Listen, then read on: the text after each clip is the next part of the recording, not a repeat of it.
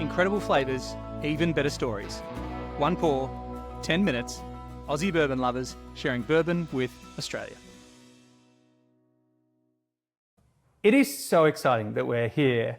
We're joined, H, by Dr. Blake Layfield, the Master Distiller and Head of Innovation and Blending at Maker's Mark. We're in the Heritage Room, and there's some amazing stories about this room. We're at Star Hill Farm in Kentucky. There's so many good things about today. The weather is unbelievable. We've had a good lunch. We've had an amazing tour here. Blake, thanks so much for jumping on our podcast with us to talk about... And thanks for hosting us. Yeah. This is amazing. Thanks so much for coming all the way from Australia. That is quite a journey, and I'm glad that we geo-engineered the weather. Yes. Just for you to have the absolute perfect day. But we are in the Heritage Room. There's so much that makes bourbon unique within the history, the heritage, the culture. There's so much background that makes each brand unique and distinct and different. And I think that this brand has that in spades. So much going on, right? Maker's Mark was one of the first distilleries we visited when we came to America a few years ago, and it's where we fell in love with bourbon. So it's really great to be back here. And it's the stories that happen in this room, right? The burning the recipes in this room. Yeah. In this room.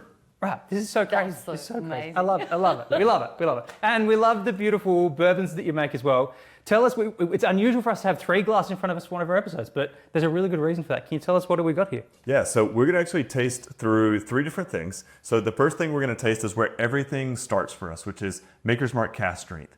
We have made Maker's Mark's Cask Strength since 1953, have had the same mash bill, the same yeast, the same fermentation, the same distillation, the same maturation.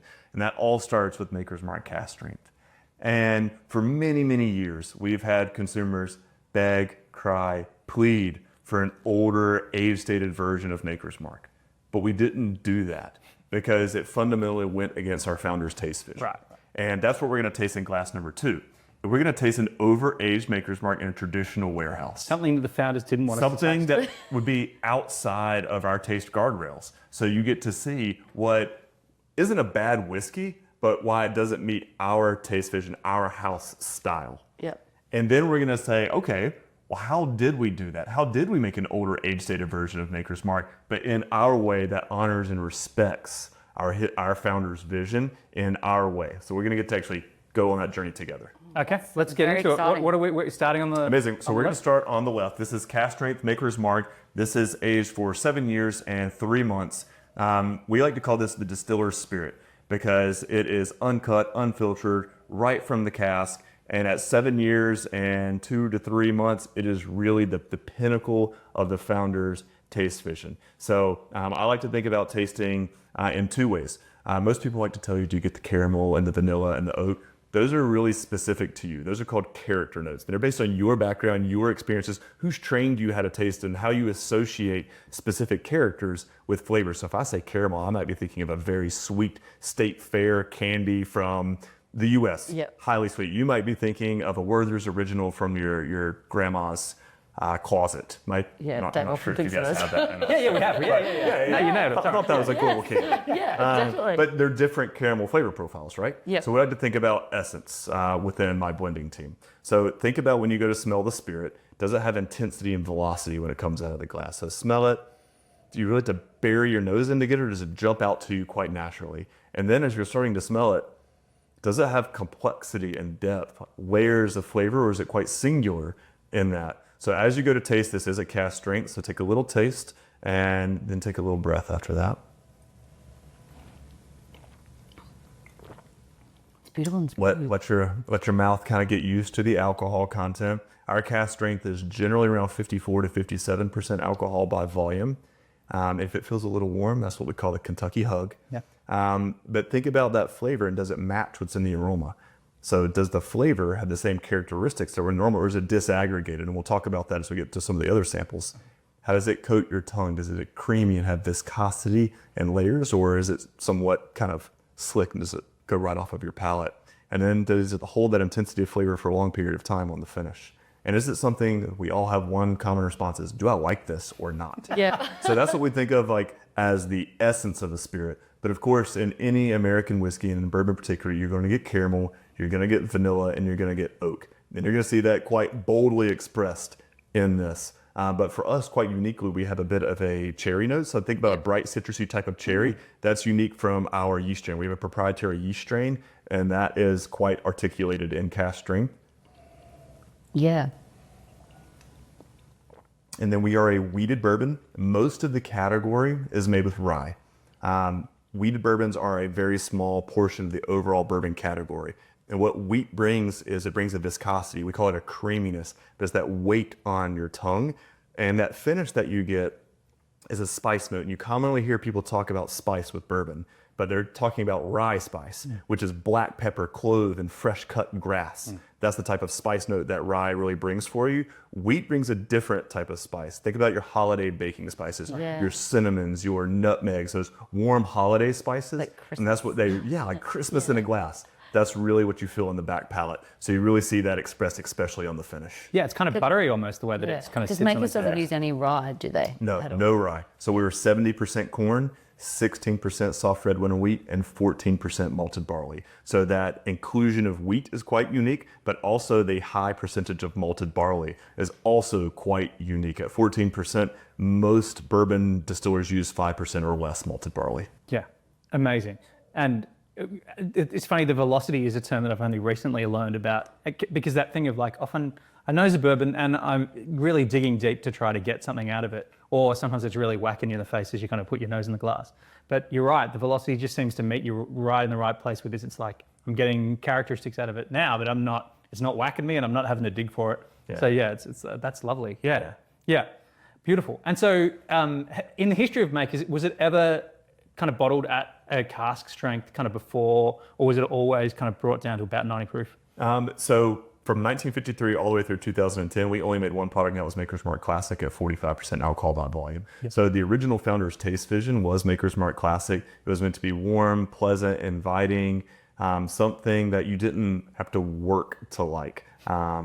Something that it was just very easy for you to enjoy. And while Bill Samuels Sr. designed all the aspects of the liquid, Margie Samuels designed all the aspects of the package, from our signature Wed Wax drip to the shape of the bottle to even the smallest nuances, like this little kind of incision in the neck here, which makes a beautiful glug, glug, glug sound. No way, is that is quite unique to Maker's Mark. So she really thought through all of the touch points from our name, our symbology.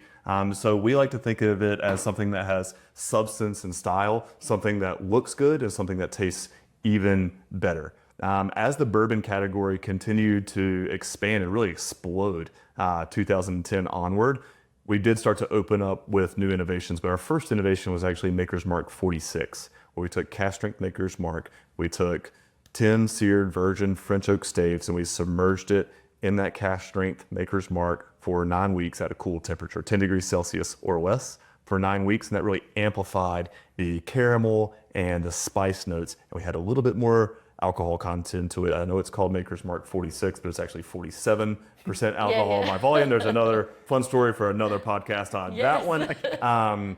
But that after Maker's Mark 46 came out, that's when we started to offer cask strength as well to our customers and consumers. That's incredible, and we love it.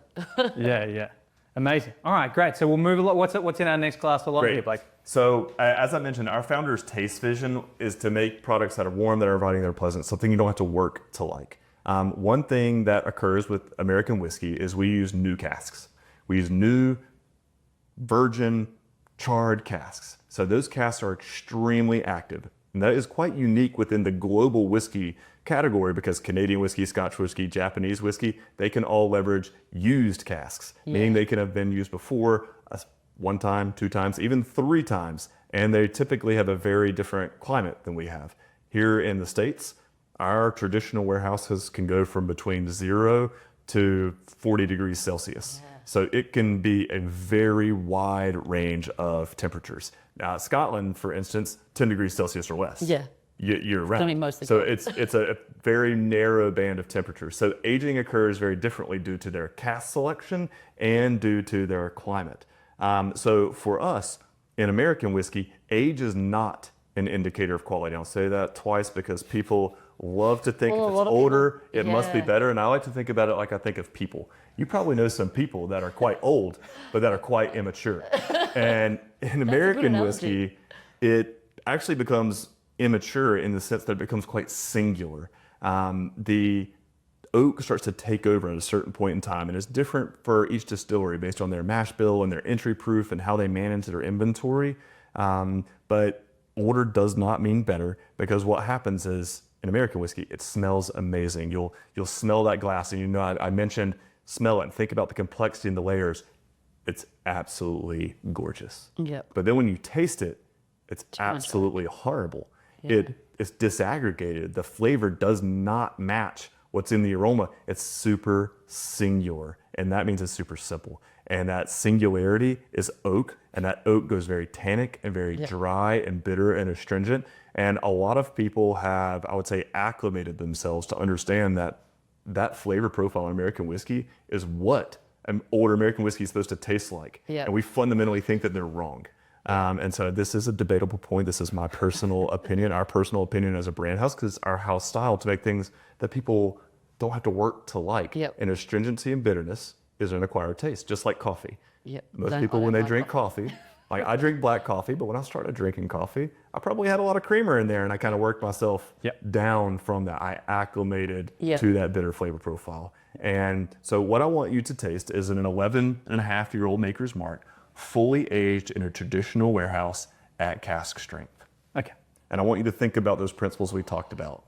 Aroma, flavor, do things match, and think about that back end and that finish. All right. It hits you a lot harder. The velocity? Or just the nosing it, I'm just like, whew, compared to that one. Yeah. Velocity is your new favourite word, Dave.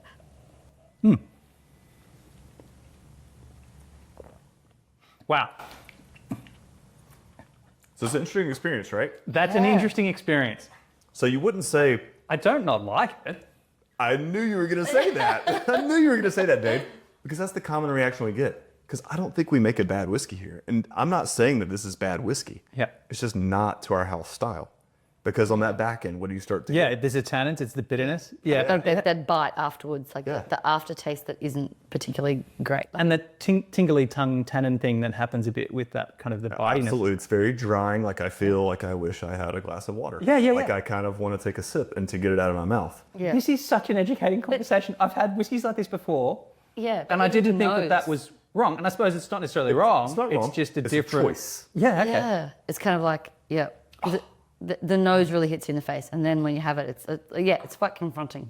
Yeah, so I mean, it's got a lot of great notes into it. It does have a lot of the velocity. It does have a lot of intensity. It does have some of the notes that we like. It's got the caramels and the vanillas more on the burnt side, but quite bold. But it is disaggregated from it. As you actually go to taste it, the aroma doesn't match. Yeah, the flavor it's like completely different. It's what it knows very what it tastes. oak driven, and on the back end, you get that bitterness. And if you want to wash something out of your mouth, like you want to get it out of your mouth, it generally means that subconsciously you don't like it. Yep. Like I want to get this out of my mouth. Yeah. I want to sip something else behind it to remove the flavor that is currently in, and that's against our founder's guideline. Yeah. The finish is kind of funny as well because it's all around the different dry. parts of my mouth. Is that dryness, I think. Yeah. I'm getting dry right at the back. It's like you're saying, I feel like now you need the glass of I water. have to taste all my whiskeys again now that I know. I'm going to have a very It's busy not a summer. wrong choice. It's just a choice. It's our house style. It's our way Yeah. of thinking about whiskey. Yeah. That's amazing. And so So people who like that oakiness, it's that they like who really like older whiskies. It's called, the oakiness is obviously a flavour they've either trained themselves or come to like. Correct. There you go. I'll let you ask the question now, Dave. Sorry. Well, I was going to ask about, because I know, Makers kind of infamously the last kind of team that still hand rotates barrels. So what, in this case, because this barrel's done something a bit strange compared to the other barrels. Yeah. What's happened with this barrel? Started for the first few years at the top of the rickhouse and then got rotated down, and then what happened? So we're actually famous for saying age to taste, and that's why I tried to give context of why you shouldn't think of age as the only driver of quality. So for us, we have a very low entry proof in, so we enter in at 110 proof or 55% alcohol by volume. Sorry, I am American, so I like to use confusing units of measure. We would like to do anything other than use the metric system. So we enter in at a low entry proof compared to the rest of the industry. That gives us a sweeter profile. We only use barrels that are rick, so stored on their side, so the liquid touches all parts of the barrel. Many distilleries all around the world are more commonly switching to palletized barrels. Yeah. It's cheaper and easier and more efficient to build. However, you miss contact with parts of the barrel, so you might not get that full spectrum of flavors from the oak. We also hand rotate our barrels for consistency within those warehouses, and we age for between 6 and 8 years, really targeting right around that 7-year target is really where we think the flavor is just absolutely amazing. So that being said, we took fully matured Maker's Mark, cask strength, those barrels, and we rotated them into our limestone cellar. So in 2010, I mentioned that we created our first innovation, which was Maker's Mark 46. And Maker's Mark 46 relies on cool temperature to make it. We were only able to make Maker's Mark 46 in the wintertime because that's when it's cool here in Kentucky. The volume of that started to grow. We needed to be able to make it year round. So we did the most American thing that we could think of, and we dynamited the side of the hill to create the first bourbon whiskey cellar in the US. That was in 2016. And we said, this is such a unique environment. What would happen if we took our fully matured barrels and we put them in that cellar? And that created Maker's Mark Cellar Aged. And Maker's Mark Cellar Aged is 2025 release. This will be hitting in Australia this coming November. And this features some of the oldest marks coming out of our distillery. So it is a blend of 11, 13, and 14-year-old whiskey. So 74% of an 11-year, 10% of a 13-year, and 16% of a 14-year. That's and amazing. Really, really unique. And the flavor vision for this is to create a version of Maker's Mark that is dark, rich, and complex, but that doesn't have bitterness. Yeah. And that cellar, what it technically does for you is the temperature is held much like it would be in Scotland, 10 degrees Celsius or less year round. So it slows down those additive mechanisms that come from the cask, additive in terms of the tannic additive. But you're still going to get oxidative reactions that are going to occur. So oxidation is a process of which flavors are destroyed and new flavors are created. So think of it as some of your esters, those fruity notes are going to transform into a different type of fruity note. You're going to see some caramelization reactions occur. So those caramel notes, you're going to get layers and depth. That richness is really going to develop, and you're going to get some mellowing of the spirit. So it's going to have a very different flavor profile. So that's what I'd like us to taste now. All right. This is also at cask strength, 56.45% alcohol by volume. I'm excited to taste this. Wow. It noses so much differently. Well, it doesn't hit you in the face, as I say, with that alcohol kind of, Yeah. as this one did. And the fruitiness is a really, at least for me, it's really prevalent on the nose. Yeah. To me, the fruitiness really pops out. So it's an interesting, bright, citrusy type of cherry that is expressed in cask strength, but you can see where the process of oxidation has really changed it here. It's more of like a dark, cordial type of cherry that's really being expressed. Yeah. It's really fruity.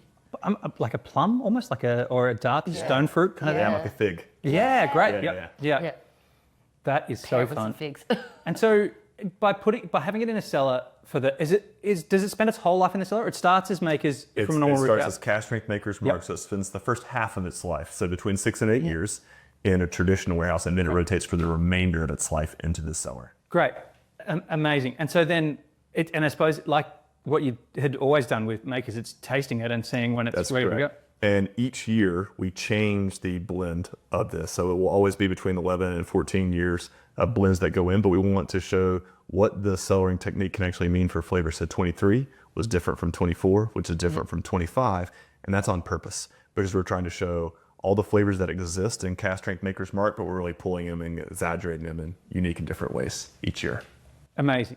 And then how does the blending process go in terms of trying to establish what percentage of each of the different ages you want to use? How does that? Well, there's a very small blending group. So it's myself, our lead blender, Beth Buckner, and we have one other person on our team, Ryan, and we all get together and we fight for about 2 weeks. What a great fight. I want to be part of that fight. It's actually quite a fun discussion where the best idea wins, where we'll all create a couple of different blends, then we'll blind them, and then we'll go through and taste them. And whiskey does have a way of developing as the casks marry together. So we'll taste them originally, and then we'll taste them after a week, and then we'll taste them after 2 weeks, taste them after 3 weeks, and then we say, okay, this is going to be the final spirit. So that's how we pick. I must say that Beth Buckner has won the past 3 years. So. It's a one-sided fight. Unfortunately, she's very good. How long between when you pick the end one and that, like, do you retaste it a couple of days later before you come to the final decision? Yeah, we do. And then keep we also testing to bring make in sure. Rob Samuels, who's our managing director and grandson of the founders, and he also has a say. Make sure to go out. All right, one last question before we're going to wrap up, because we've already used so much of your time already, Blake, but how old have you tasted in terms of what the cellar can do? And like, because I'm curious about when you go through this process, there must be a cap to when you start to edge towards this, tannic overaging that must happen at some point. But how old have you got in the cellar? What have you tasted? Is there something down the track that might be older still? Is there people who are interested in those high age statements, whether they're right or wrong? How long can this process go? Well, that's a great question. This does actually feature the oldest whiskeys that we currently have in the distillery. Now, we do still have some that are still aging because we're still learning. You guys are going on the learning process with us. And we think that with the current process that we're doing, taking between 6 and 8 years and rotating to the cellar, around 15 to 17 years before we'll start to see that inflection point where it'll start to dip down and we get too much of the oak and tannin. But we haven't found the inflection point yet. That doesn't mean it's not there. We just haven't found it yet. But this is the oldest of the whiskeys that we have within the distillery. So we're really excited to showcase that this year. That's so exciting. And we're so grateful that you shared it with us today. Yeah, so, amazing. Yeah, thank you very much and cheers. Absolutely. Cheers, Blake. Cheers, Thanks guys. for coming on. Thanks for listening. Make sure you're connected with us on TikTok, Instagram and YouTube, and stay connected with us by clicking subscribe on your favourite podcast app.